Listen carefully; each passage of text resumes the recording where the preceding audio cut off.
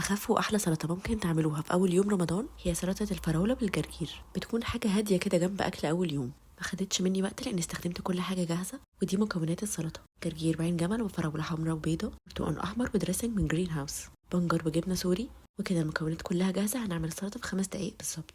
الجرجير مليان فوائد، بس على بال ما بجيبه وبنضفه انشفه بيكون جاهز للسلطه بياخد وقت كبير جدا، فبجيب جاهز من جرين هاوس على طول. اخضر وفريش وحلو قوي، متنشف كويس فبيخلي السلطه ما فيهاش ميه كتير. والبنجر اللي جاهز عملت بيه ورده كده في نص الطبق، وضفت جبنه سوري فيها حبه البركه وكانت لايقه قوي مع السلطه. زودت بقى نوعين فراوله حمراء وبيضه، خليت طعم السلطه مسكر كده وفيه مزازه. علشان اخليها فريش اكتر زودت برتقال احمر غني جدا بمضادات الاكسده، وبجد طعمه حلو مع الجرجير. زودت شويه عين جمل عشان القرمشه، وسلطه عزومات يعني دريسنج على جنب علشان السلطه تفضل فريش لحد التقديم. دريسنج جرين هاوس فيه فراوله ولوز، وخلى طبق السلطه طعمه حلو وخفيفه ولذيذه كده في عزومات رمضان. وروني السلطات بتاعتكم علشان تكسبوا 2 دريسنجز من جرين هاوس. اعملوا سلطه رمضان واعملوا لي منشن في ستوريز بتاعتكم. كل سنه وانتم طيبين وبالهنا والشفا.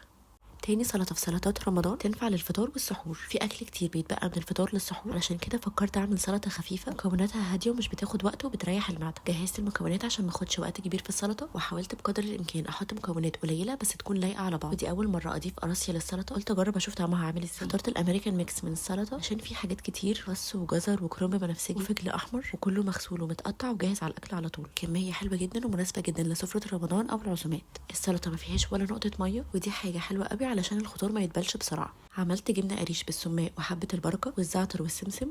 قولوا لي لو عايزيني اقول لكم الوصفه على السحور، سهله جدا وممكن تجهزوا منها كميات. ضفت شويه عين جمل، ممكن تكرملوه مع عسل بيبقى طعمه حلو قوي، بس المره دي كنت عايزه اشوف طعم السكر اللي في القراصيه هيبان ولا لا.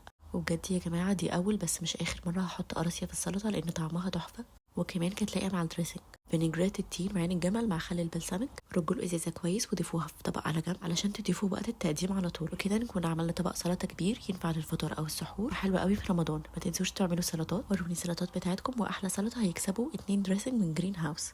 اعملوا لي منشن في ستوريز بتاعتكم. رمضان كريم وكل سنه وانتم طيبين وبالهنا والشفا.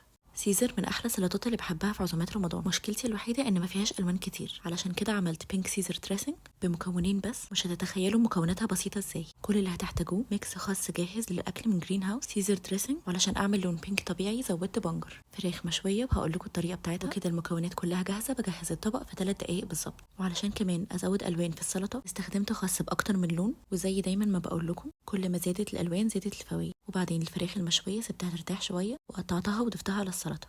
وعلشان الكروتونز ممكن تستخدموا اي نوع عيش، استخدمت عيش اسمر وحمصته بزيت زيتون وملح وضفته على السلطه. نيجي بقى لاهم خطوه في السلطه دي، وهي الدريسنج. سيزر الجاهز من جرين هاوس طعمه خطير ومظبوط جدا، فيه جبنه ومايونيز، كل مكونات سيزر الطبيعيه. ما احتجتش اضيف بس غير البنجر علشان يظهر اللون البينكي الجميل ده. وكالعاده البنجر دايما بيضيف لون جميل قوي للاكل، ده غير القيمه الغذائيه العاليه بتاعته.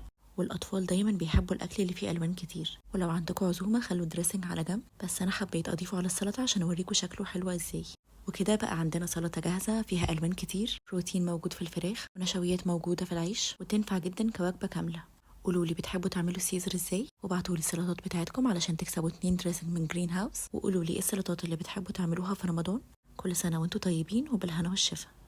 سلطة الفتوش من أحلى السلطات اللي بحب أعملها في رمضان، بس كل مرة بحب أعملها بطريقة مختلفة. هوريكم إزاي حولت الإيطاليان ميكس لسلطة فتوش. سلطة الفتوش أساسها الخس والطماطم، علشان كده استخدمت فجل أحمر وخيار. الإيطاليان دريسنج مكوناته قريبة من تتبيلة الفتوش، وطبعا فتوش يعني رمان، وعشان كده استخدمت رمان فروزن وعيش لبناني أسمر. وجهزت المكونات عشان أبدأ في السلطة على طول. أحلى حاجة في الإيطاليان ميكس إنه مكوناته أساسية ممكن تنفع بيس لأي سلطة. وسلطة الفتوش مكوناتها كتير، فقلت اسهل على نفسي واجيبه فريش وجاهز من جرين هاوس. والفجل الاحمر اللي بحطه على اي سلطه حسيت ان سلطه الفتوش مش هتنفع من غيره. قطعته شرايح رفيعه وزودته على السلطه. وقطعت خيار برضو بنفس الطريقه، والطماطم اللي كانت موجوده في ميكس السلطه، بس يستحسن تقطعوها نصين عشان لو معاكم اطفال ما يبلعوهاش. ضفت رمان فروزن، حسيت انه هيدي طعم فريش وحلو للسلطه. وعيش لبناني محمص بزيت زيتون، ممكن تعملوه في الفرن او في الاير فراير. واكتر حاجه بتخليني اعمل الفتوش في تقريبا في كل العزومات ان الوانها كتير وفيها خضار وفاكهه وفيها عيش محمص، والدريسنج بتاعها هو اللي بيخليها مميزه. ايطاليان دريسنج حسيت ان فيه اغلى مكونات دريسنج بتاع الفتوش، بس زودت له شويه سماق وعصره ليمون وقلبته كويس علشان يكون جنب السلطه وقت التقديم. انا عارفه ان دي مش وصفه الفتوش الاصليه، وان في مكونات كتير قوي انا ناسياها. هستناكم تقولوا لي الوصفه الاصليه للفتوش او الوصفه اللي انتوا بتحبوا تاكلوا بيها الفتوش. ابعتوا لي سلطه الفتوش بتاعتكم او اي سلطات بتعملوها في رمضان علشان تكسبوا 2 دريسنج من جرين هاوس. وبالهنا والشفا.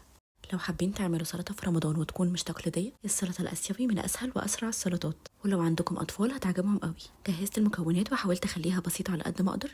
الإيجن ميكس من جرين هاوس تقريبا كان فيه كل حاجة، خس وجزر وكروم سلطة، والميكس ده مع الإيجن دريسنج بيبقى خطير، مش بنحتاج نضيف عليه أي حاجة، بس أنا زودت جزر وخيار، وب4 مكونات بس عملت سلطة في 3 دقايق تقريبا.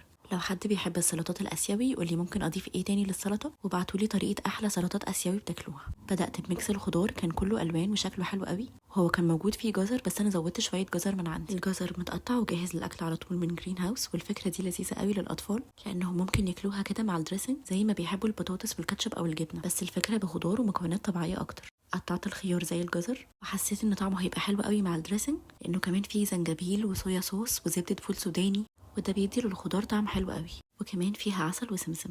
حطيت الدريسنج على جنب علشان اضيفه وقت التقديم على طول، ممكن تضيفوه على السلطة او تاكلوه بالجزر والخيار. جربوا السلطة دي، سهلة وسريعة ومن غير وقت ومجهود. وابعتولي سلطات رمضان بتاعتكم علشان تكسبوا 2 دريسنج من جرين هاوس. قولولي ايه المكون الناقص اللي كان ممكن نضيفه علشان السلطة تبقى احلى، وبالهنا والشفا. دي اكتر سلطه من سلطات رمضان حسيت اني مرتاحه وانا بعملها، طلع طعمها حلو قوي ومريح كده من غير اي مجهود، وده لاني ما جهزتش اي مكونات، حطيت بس الحاجات اللي حسيت انها ممكن تليق على بعض. ميكس السلطه بيربل فيوجن دايما بينقذني لان فيه خس وجزر وكروم، زودت له ذره مسلوقه بس بطريقه سوفيد، يعني محتفظه بالفيتامينز والمعادن بتاعتها، وطماطم صغيره بس لو عندكم اطفال اقسموها نصين، بصل احمر مع شويه سماق، مع اكتر حاجه بحبها في اي سلطه وهي البنجر. وب5 دقايق بالظبط الطبق كان جاهز، مليان الوان، مش ناقص بس غير دريسنج حلو يربط المكونات كلها ببعض ويخلي السلطه كريمي كده وطعمها حلو.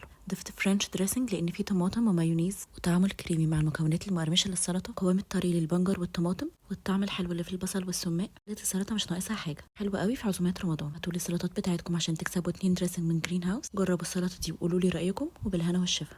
رمضان كريم ومليان تجمعات وعزومات. هقول لكم على المشكله اللي بتواجهني لما بعمل عزومه، هي اني بعمل تقريبا كل الاصناف وبنسى احلى واهم حاجه وهي السلطه، فقررت اخلي الدنيا اسهل واوفر وقت الغسل والتنشيف وتجهيز وتقطيع الخضار. واللي بينقذني كل سنه في الموضوع ده جرين هاوس، وعلشان كل حد ذوقه مختلف شويه في العزومات هتلاقوا اكتر من ميكس سلطه وكلهم حلوين. هتلاقوا مثلا خس ساده وتحطوا عليه الحاجات اللي انتوا عايزينها، او ميكس خس مع خضار مثلا ممكن تقدموا لوحده مع دريسنج، او تضيفوا عليه الفاكهه والخضار اللي انتوا بتحبوه. وتاني مشكله كانت بتواجهني اني مش بعرف اظبط الملح بتاع الدريسنج والتوابل بتاعته علشان ما كنتش بعرف ادوق وانا صايمه، فده برضو خلاني اعتمد على دريسنج بتاعت جرين هاوس. وكده مش بس السلطه اللي بقت جاهزه، حبيت اعمل حاجه على جنب، مكرونه مثلا او بيتزا بلاقي صوصز بتاعتهم جاهزه. والحاجتين اللي فعلا حلوين قوي هم الذره والبنجر، انهم مطبوخين بطريقه سوفيت اللي بتحافظ على الفيتامينز والمعادن بتاعتهم. كل اللي هتعملوه هتقطعوه تضيفوه على السلطه وتدخلوها في وصفات الاكل بتاعتكم. والبنجر ممكن تضيفوه لعصاير رمضان. وعلشان رمضان شهر كله خير، من الحاجات الحلوه اللي فيه اننا بنتجمع مع بعض على سفره واحده. هنعمل تحدي السلطات، اعملوا سلطات للعيله او للعزومات وابعتوا لي الصور، اكتر سلطه هتعجبكم هتاخد 2 دريسنجز هديه. واستنوا سلطه العزومات اللي جايه. كل سنه وانتم طيبين وبالهنا والشفا.